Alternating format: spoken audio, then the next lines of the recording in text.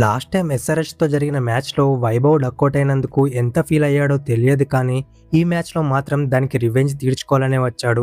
Last మ్యాచ్లో ప్రఫుల్ హింగే వేసిన first బాల్కే Vaibhav duck out అయ్యాడు. ఈ మ్యాచ్లో అదే ప్రఫుల్ హింగే వేసిన ఫస్ట్ ఓవర్లో వరుసగా 4 సిక్సర్లు కొట్టాడు. అవి కూడా మామూలు సిక్సర్లు కాదు, చాలా బలంగా కొట్టిన సిక్సర్లు. బూమ్రా, సిరాజ్, హర్షదీప్ లాంటి వరల్డ్ క్లాస్ బౌలర్స్ని ఫస్ట్ బాల్కే సిక్సర్లు కొట్టిన వైభవ్ ప్యాట్ కమిన్స్ని కూడా వదలలేదు. కమిన్స్ని కూడా ఫస్ట్ బాల్కే సిక్సర్ కొట్టాడు. వైభవ్ బ్యాటింగ్ గురించి మ్యాచ్ అనంతరం జరిగిన ప్రెస్ మీట్లో ప్యాట్ కమిన్స్ మాట్లాడుతూ, వైభవ్ సూర్యవంశీ నా ఫేవరెట్ ప్లేయర్ అయిపోయాడు.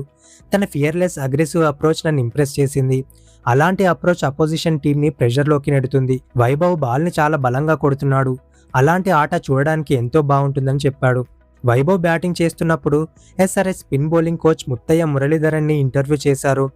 వైభవ్ని అవుట్ చేయడానికి ఎలాంటి బాల్ని వేస్తారని మురళీధరన్ని అడగగా, అసలు వైభవ్కి నేను బౌలింగే చేయను, వైభవ్కి అగెనిస్ట్గా నేను ఆడకుండా ఉండి బతికిపోయా అని చెప్పాడు.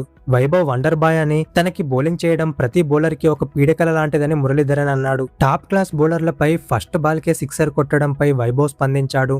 ఫస్ట్ బాల్ 6 కొట్టాలనే ప్లాన్ ఏమీ ఉండదని, తన గేమ్ ప్లే తాను ఆడుతానని చెప్పాడు.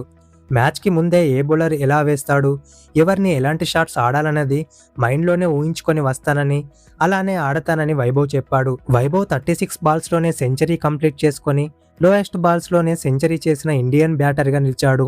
వైభవ్ లాస్ట్ ఇయర్ 35 బాల్స్లోనే సెంచరీ చేశాడు. వైభవ్ బ్యాటింగ్ అప్రోచ్ పై మీ ఒపీనియన్ని కామెంట్ చేయండి. వీడియోని లైక్ అండ్ షేర్ చేయండి. ఫర్ మోర్ సచ్ కంటెంట్ ఛానల్ని సబ్స్క్రైబ్ చేయండి.